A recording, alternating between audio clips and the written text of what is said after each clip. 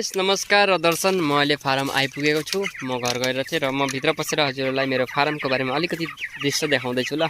पहिला यहाँको light on गरौँ, किनकि निकै अँध्यारो भयो। लाइट अन गरिदिनु पर्यो गाइस, र म लाइट अन गर्छु अनि हजुरलाई म देखाउँदैछु गाइस। आज लगभग 23 दिन कम्प्लिट भइसकेको छ, 24 दिन रनिङ।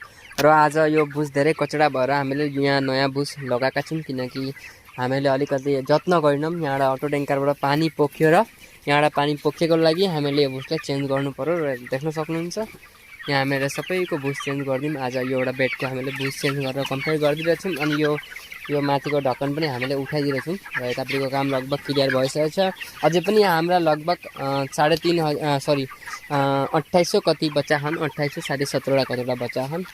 लगभग 3000 हाम्रो क्यापेसिटी थियो, त्यसमा धेरै अब मर्छ नि, अब अलिकति मऱ्यो अब। र यहाँ हेर्नु यतापट्टिको काम कम्प्लिट भएको छ र भोलि यतापट्टिको काम छ, यो बेड र त्यो बेडमा पनि भुस चेन्ज गर्न छ।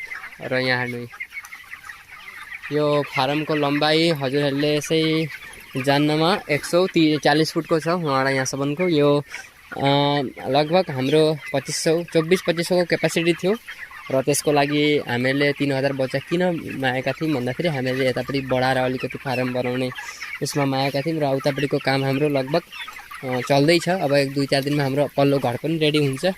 र यतापट्टि चाहिँ हामीहरूले तपाईँको नर्मल ट्याङ्कर राखिदिएका छौँ। म अहिले हुल चाहिँ छोड्दिनँ, यतापट्टि बाहिर निक्लिरहेछन् र यहाँ चाहिँ लङ्गाएर अलिकति 2-4वटा लङ्गा छन्, बाँकी सानसानो यता राखिदिएका हामीले र चलाएर बाहिर निक्लेछन्। यहाँ हेर्नु न। र यतापट्टि चाहिँ बाहिरको दृश्य यस्तो खालको छ। यतापट्टि हाँसहरू कुद्दैछन्, यी पुराना ट्याङ्करका हुन्। र यहाँनिर हामीले एउटा पानीको नल फिट गरेका छौँ, किनकि बाहिर नर्मल एउटा चाहिन्छ, यो चाहिँ अटोमेटिक दबाई पनि आउँछ। र यो एउटा घर 40 फुटको घर हाम्रो यहाँबाट बनिरहेछ। लगभग भेटीको काम सकियो, अब फटाफट त्रिपाल लगाएर हामी यहाँका कुखुरा यहाँ सिफ्ट गर्नेवाला छौँ। र यस्तै छ नजरा। यहाँ हेर्नु हाम्रो प्लेस चाहिँ यस्तो खालको प्लेस छ। यतापट्टि खेतीपातीको हो र यतापट्टि फारम, यताबाट राम्रो छ, लाइट साइड सबै फिट गरेको छ। र यस्तै छ। र मेरो भिडियो कहाँबाट हेर्नुहुन्छ एउटा लाइक, कमेन्ट, सेयर अनि सब्सक्राइब गर्न नबिर्सनु होला। र फारमको बारेमा केही जानकारी हजुरले मलाई सोध्नुहुन्छ भने प्लिज कमेन्ट सेक्सनमा भन्नु होला। र थ्याङ्क यू सो मच। यो त्रिपाल चाहिँ हामी राति बेला उठाउँछौँ, अहिले चाहिँ चाहिँदैन, अब गर्मी छ नि त।